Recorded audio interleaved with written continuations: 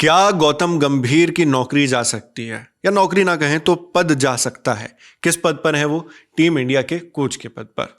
और ये सवाल हम क्यों पूछ रहे हैं, इसके पीछे तर्क क्या है, टेस्ट क्रिकेट में इंडियन टीम किस तरह की परफॉर्मेंस कर रही है, और बीसीसीआई क्या कोई एक्शन लेने लगी है इस पर?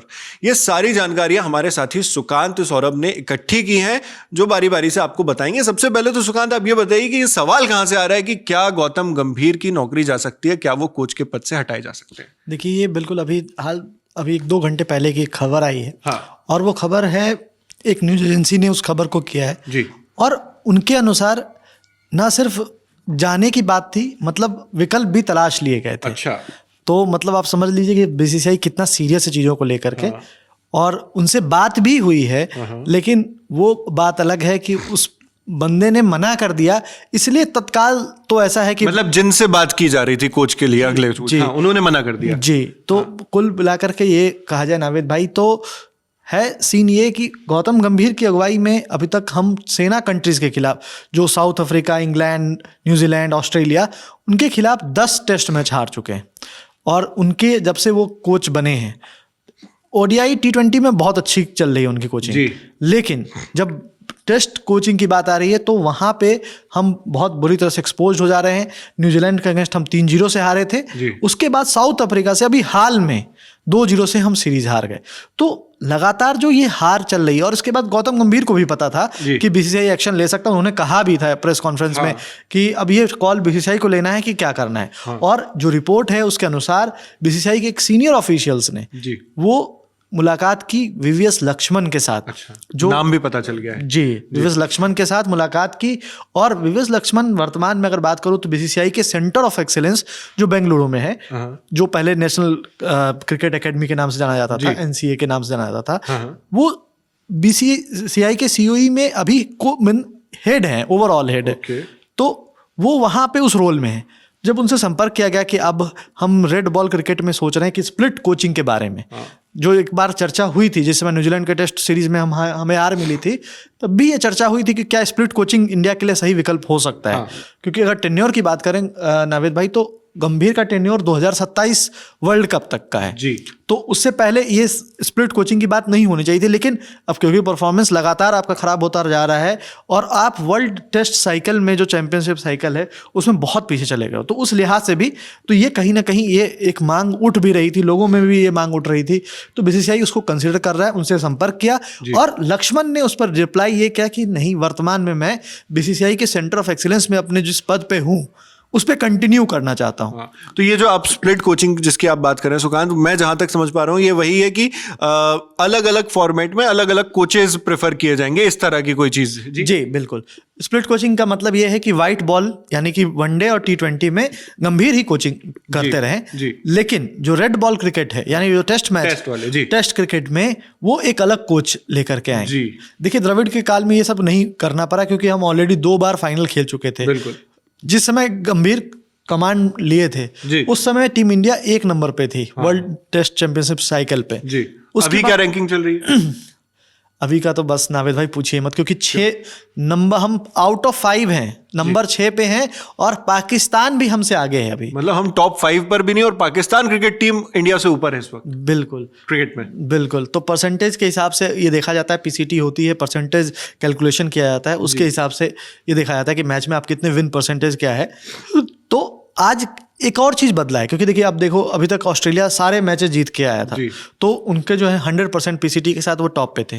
अभी वो टॉप पे हैं, लेकिन अभी एक मैच वो हार गए, मेलबर्न टेस्ट वो हार गए। तो उसके बाद काफ़ी फेरबदल की उम्मीद थी, क्योंकि इंग्लैंड जीत गया था तो थोड़ा बहुत।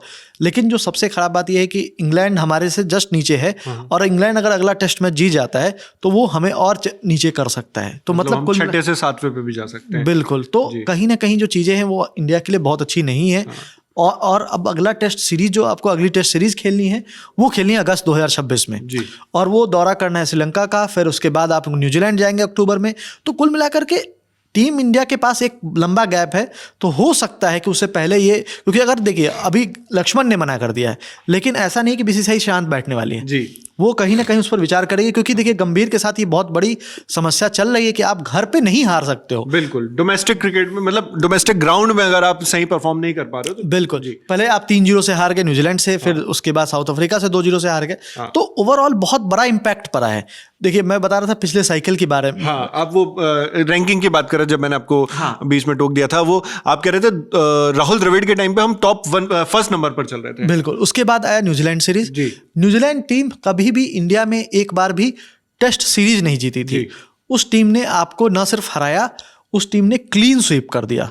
आप 3-0 से हारे सीरीज। उसके बाद आप गए ऑस्ट्रेलिया बीजीटी के लिए, पहला टेस्ट मैच जीत गए, लेकिन उसके बाद सीरीज आपने 3-1 से गंवा दी। तो वहां से आप जो साइकिल में जो लास्ट के जो 6-8 मैच थे, वहां पे आप इतने पिछड़ गए कि आप सीधे टॉप 2 से बाहर हो गए। साउथ अफ्रीका टॉप 2 में पहुंच गई और साउथ अफ्रीका चैंपियन भी बन गई। लेकिन उसके बाद हुआ कि भाई नेक्स्ट साइकिल में हमें अच्छा करना है। इंग्लैंड गए, हम 2-2 से बराबर कर लिया सीरीज, और हम बहुत खुश थे कि भाई बहुत अच्छा कर लिया, फिर हम वेस्ट इंडीज को भी हरा देते हैं। लेकिन जैसे ही साउथ अफ्रीका जैसे मजबूत टीम आई, आप घर पे खेल रहे हैं और आप बहुत बुरी तरह एक्सपोज हो गए। चाहे वो कोलकाता में आप 145 रन नहीं चेज कर पाना हो, 123 रन, सॉरी माफ कीजिएगा, 123 नहीं चेज कर पाना हो, या गुवाहाटी में आपकी 400 रनों की हार, जो मतलब बहुत रनों के अंदर से सबसे बड़ी हार है भारत में। तो दोनों मैच में आप बहुत एक्सपोज नजर आए। तो वो कहीं ना कहीं एक चिंता बनी हुई है कि हम या तो प्लान नहीं कर पा रहे या टेस्ट क्रिकेट में क्लिक नहीं हो पा रहा है, और ये गंभीर के ऊपर तो सवाल बनेगा ही बनेगा। तो कहीं ना कहीं स्ट्रेटेजिक फेलियर समझ में आ रहा था इसमें, जो गौतम गंभीर को खुद भी समझ में आया और बीसीसीआई को भी समझ में आया। बिल्कुल, क्योंकि बीसीसीआई इस पर अब, क्योंकि देखिए ये गंभीर को भी पता था कि ये चीजें इतनी आसानी से जाने वाली नहीं, क्योंकि न्यूजीलैंड के बाद बहुत कुछ सवाल उठे थे कि क्या है नहीं है, बहुत स्टार कल्चर की बात हुई, फिर आप बीजीटी में हार गए ऑस्ट्रेलिया से, आप सीधे WTC साइकिल से बाहर हो गए, फिर बात हुई कि सारे क्रिकेटर जो खेलना चाहते हैं उन पर स्ट्रिक्ट रूल्स लाए गए, टीम बदली, टीम में नए प्लेयर्स आए, कई पुराने प्लेयर्स चले गए, संन्यास ले लिया उन्होंने, और बहुत कुछ चेंज हुआ। तो उसके बाद एक हुआ कि अब नया स्टार्ट कर रहे हैं हम, और फिर भी अब घर पे आकर के हार ये बर्दाश्त नहीं की जाएगी, तो ये लगभग तय है। उसमें ये भी समझ में आ रहा है कि बीसीसीआई अब सिर्फ विचार के लेवल पर नहीं है, एक्शंस में भी उसके जो काम है वो नजर आने लग गए हैं, डिसीजन में जो बदलाव हैं। और अगर आप टीम इंडिया की कंपोजिशन भी देखेंगे अब आने वाले वर्ल्ड कप के लिए, जो है T20 वर्ल्ड कप के लिए, तो उसमें भी काफी समझ में आता है कि बहुत बड़े बदलाव इस वक्त किए जा रहे हैं। साथ में गौतम गंभीर के लिए भी ये सवाल है कि जब वो अपना पॉलिटिकल करियर छोड़ रहे थे या उससे विराम ले रहे थे, अब वो अल्प विराम है, पूर्ण विराम है, जो भी है, मगर विराम लेते वक्त उन्होंने कहा था कि मैं पूरा फोकस क्रिकेट पर करना चाहता हूं और इसलिए मैं इस वक्त पॉलिटिक्स से दूरी बना रहा हूं। लेकिन उसके बाद फिर वो कोच बनते हैं, और अब जो है कोचिंग को लेकर उनके जब सवाल खड़े होते हैं, तब उनका कैसा रुख होता है इसको लेकर, ये भी देखने वाली बात है। क्या आने वाले दिनों में हमें टेस्ट क्रिकेट के लिए टीम इंडिया का कोई नया कोच देखने को मिलता है, ये भी बहुत हद तक संभव है, जैसा सुकांत ने आपको बताया और जैसी खबरें चल रही हैं, रिपोर्ट्स आ रही हैं। जो भी होगा, हमारी नज़रें लगातार बनी हुई हैं। बीसीसीआई जो भी एक्शन लेता है, जो भी कदम उठाता है, उन पर भी हमारी नज़र लगातार बनी हुई है, और इसी तरह हम अपडेट्स आपके लिए लाते रहेंगे। ये तमाम जानकारी हमारे साथी सुकांत आपको दे रहे थे, कैमरे पर शुभम है, मैं हूं शेख नावेद। देखते रहिए दी ललन टॉप और ललन टॉप स्पोर्ट्स। शुक्रिया। तो लीजिए, हम फिर से बिहार आ रहे हैं। पटना में होगा ललन टॉप अड्डा। बहुत सारे सितारों के साथ दिल खोलकर बातें होंगी, परफॉर्मेंस होंगी और 100% शुद्ध आनंद होगा। 10 जनवरी को पहुंचिए बापू सभागार पटना।